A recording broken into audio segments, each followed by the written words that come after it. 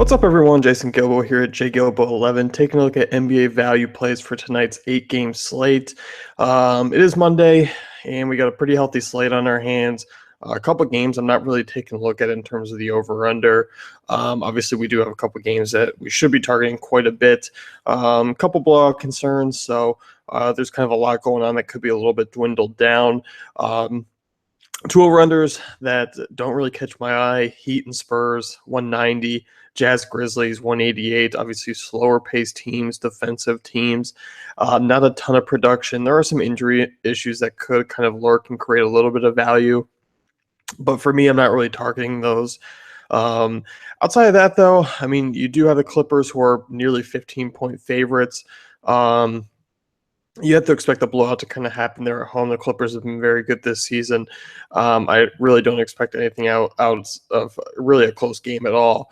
So I don't think Chris Paul is going to play a healthy load. I don't think Blake Griffin's going to play a full slate of minutes. So I'm looking at these other ones. I like the Pelicans game, home versus Boston, 213, just a 4.5 spread. Rockets are double-digit favorites there. I still like that game quite a bit. Spurs are 12-point favorites as well. So, there is some concerns there. So I do like these other games. 207 here for Indiana and Orlando, 204 for Knicks Mavericks, Pistons Thunder, 202. So certainly there are some options where, we can fire away with. But looking at value here at each position, point guard, there are some situations where injuries might open things up. A couple of guys who are questionable tonight. Paul George, obviously not a point guard, but, obviously if he was to sit out, he's hopeful he plays tonight, so it seems that he will suit up. Obviously, a guy like Jeff Teague would kind of pick up the slack there. Him and Monta Ellis, CJ Miles would all become, pretty solid plays, especially in a matchup against Orlando, so I wouldn't mind that. But in terms of value, I still think Jeff Teague is a relatively decent play tonight. 6,200 on FanDuel, 6,400 on DK. I definitely don't mind that. Deron Williams is still out. So JJ Barea, 5,800 on FanDuel, still much better than the 6,800 DK price tag. He's very overinflated there. I don't mind the matchup. He's been pretty solid for me. But DK 6,800, that's a bit of a tough price to pay. We kind of start to dive down into guys that I'm not particularly thrilled with. Elfrid Payton's coming off a big night. Gets an okay matchup. Still sitting that mid 5K range. Same thing with Ish Smith. Point guards have been pretty good against Westbrook and the Thunder this year. Ish Smith, his shot has absolutely been horrendous. More of a GPP play, if anything. Just a guy we really haven't seen be able to, just consistently put up fantasy points like we saw in the past. So really more of just a tournament move, because you obviously could get a nice points per dollar return there. But I think I'm rather sticking in the mid-range of, a Jeff Teague, a JJ Barea. I think those are kind of the steadier options, because really, even with the Goran Dragic injury, who's out tonight, Josh Richardson picked up, 30 minutes, expected to do the same. 3,800 on FanDuel, 4,400 on DK. The good thing is he's not point guard eligible. It's probably the only positive. The bad is obviously he's going up against the Spurs, so wouldn't have to do a lot to pay off that price tag. Low total there. I'm not particularly thrilled. I do like another shooting guard that I'm going to talk about here in a minute. More of just a stars and scrubs approach for me if he's going to ever really fit in. Shooting guard tonight, no real big ones outside of James Harden. He's the only one that you can really consider being the elite guy. And then we kind of drop down. I mean, Avery Bradley's price has come up quite a bit. He's 7K on both sides. He's been playing really well. But I like the mid-range. I like Evan Fournier, 5,700 on both sides. I think he's a stellar option. Monta Ellis in that mid-5K range. Only really in play for me if Paul George is out, but it doesn't seem like that will be. And then we kind of look at guys like Kentavious Caldwell-Pope, 4,700 on FanDuel, 5K on DraftKings. This guy is a minutes eater.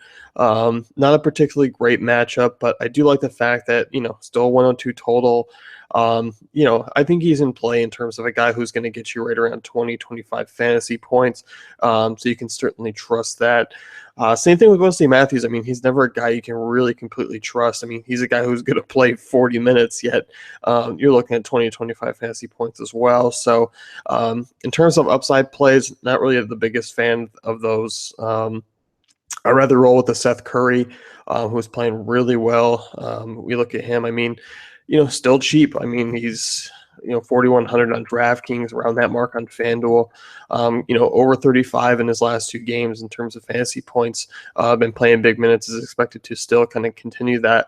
New York hasn't been that great against shooting guards, so Curry's a guy who, for me, I think out of the value guard is probably the one that you can probably trust the most at this point, and especially in GPP for looking to get that big time upside. Cash game, I expect him to be pretty highly owned, so he's definitely going to be a target that I'll be looking at tonight.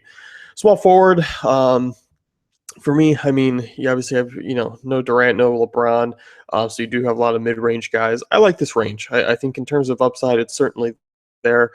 Guys like Carmelo, guys like Kawhi, I still don't mind.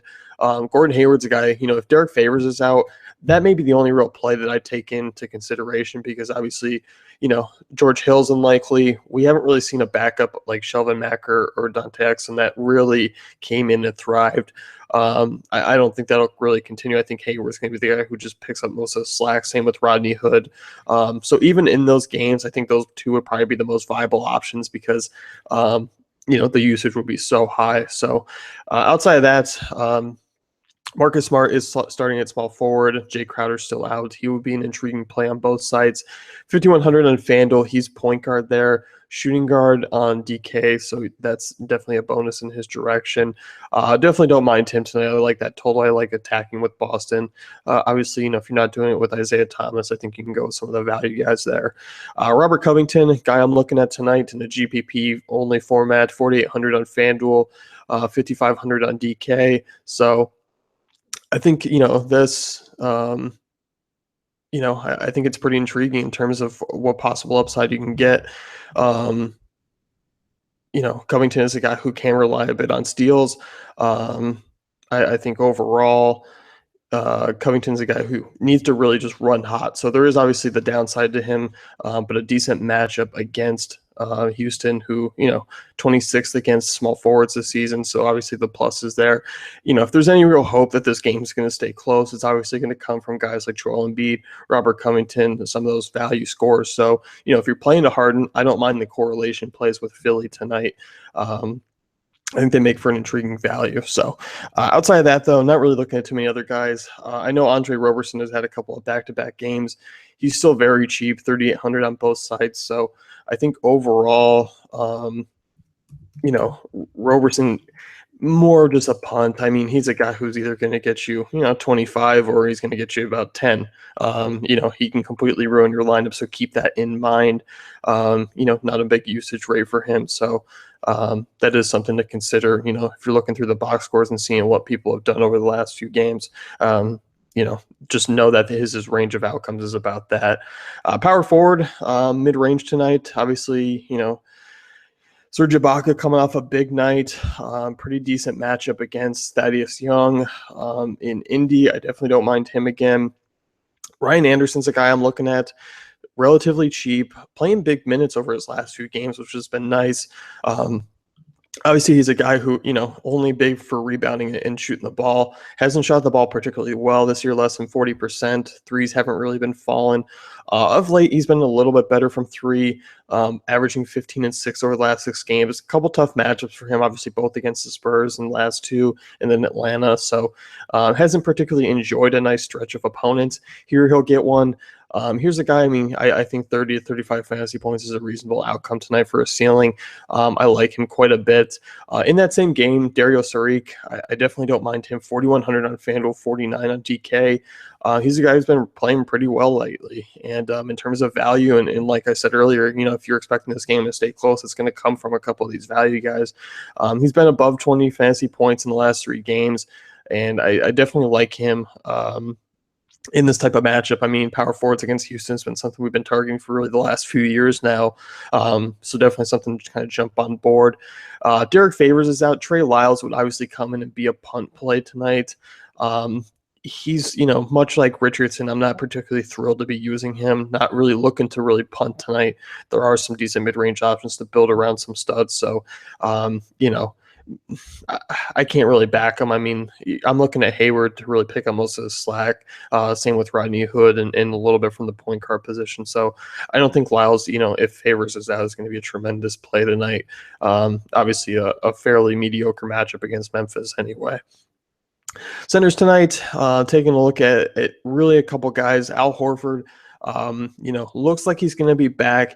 If not, Kelly Olynyk has played pretty well over the last 2 games. I mean, he's a guy who we can't really rely on Brad Stevens to give us some solid minutes in terms of a rotation up front, but 28, 30, 26 minutes over his first 3 games here, over 30 fantasy points in the last 2.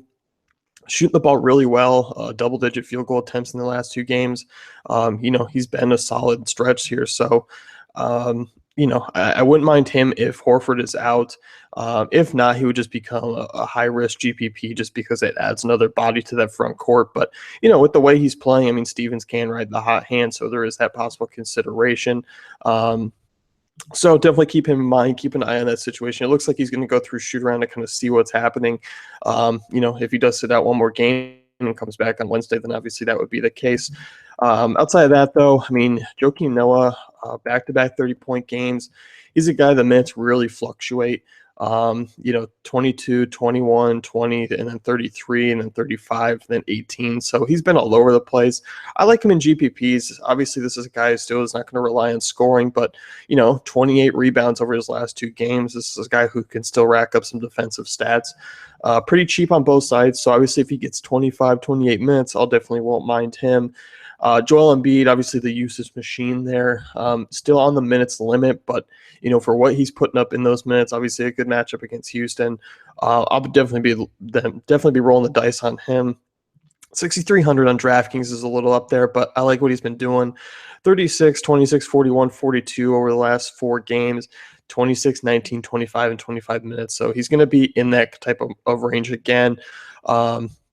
His FanDuel price is a little bit easier to stomach, 5,400 at center. So certainly a guy to look at. I think he's a great GPP play tonight. You should catch him at probably 25% ownership, I think, is where he was in the last time out, maybe a little bit higher, just because people are kind of starting to catch on in terms of a trending record. So I do like him. Outside of that, though, I mean, you do have a couple of mid-range options, like Rudy Gobert, like Miles Turner, those types of guys. So in terms of Al Horford, obviously I talked about him.